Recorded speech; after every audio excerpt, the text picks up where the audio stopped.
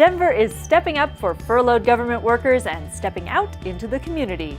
Plus, City Council gets a little wild. I'm Rebecca Jacobson, and here's what's happening in your city now.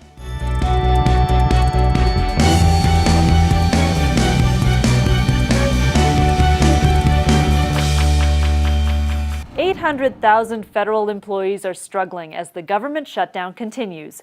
But in Denver, help is on the way. We're stepping up to support our federal employees where we can.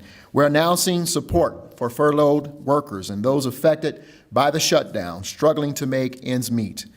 Our new temporary mortgage assistance program will offer financial assistance to homeowners who are facing hardship due to unexpected changes in their employment status. The program will provide up to 2 months or $5,000 in mortgage assistance for those in need. If you're not a homeowner, there's other help available. Furloughed federal employees and those affected by the shutdown in Denver may also take advantage of the city's existing temporary rental and utility assistance program, better known as TRUA. It offers up to 6 months of rent assistance and up to $1,000 in utility payments for renters or homeowners who qualify. To apply for these programs, call 211 or visit denvergov.org/housing for information and assistance. For those of you that have lived in Denver for a while, it's no secret that we are a growing community.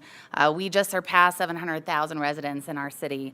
Presentations on a variety of issues were part of Mayor Hancock's quarterly Cabinet in the Community meeting. We are going to need to help people who have lived in Denver for years and called it home be able to stay here and benefit from the growth. We have some staggering numbers around childcare. Almost 20% of our Head Start students in Denver are homeless, and that's something that doesn't sit well. The meeting was held last week at the newly reopened College View Recreation Center in Southwest Denver. Residents could speak directly with cabinet members and even the mayor. We are working with the residents of this city face-to-face, one-on-one, answering questions, trying to hear concerns, but also celebrating some of the progress. The purpose really is to get community to come to these so they can talk to all of the key cabinet people in the city around any issue they're dealing with. I think it's great to have representatives come down into our community and share what's going on with the city. I think for the most part, historically, this community's been kind of neglected. So it's a really good experience to come out and get to have a one-on-one with the mayor.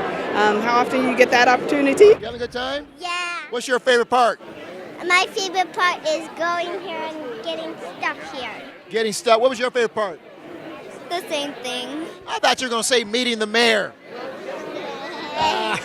You can watch the Cabinet in the Community presentations on Denver 8 TV. The City Council Safety Committee took a look at some proposed changes to the Independent Monitor Ordinance and the Citizen Oversight Board this week. I personally feel very strongly, but also as the chair of the board and representing the board, I can say that the board also feels strongly that these changes are important for the future of the city of Denver. Some of the proposed changes include adding 2 members to the board for more diversity, dividing appointments between the mayor's office and city council, and adding a joint appointment, notifying the independent monitor's office of incidents requiring monitoring, and clarifying the independent monitor's authority to publish reports in a timely manner. Best practices that we can address then and there and not have to wait 1 year to hear what those best practices are or what those recommendations are. There will be another opportunity to review the proposed changes at the next Safety Committee meeting on January 30th.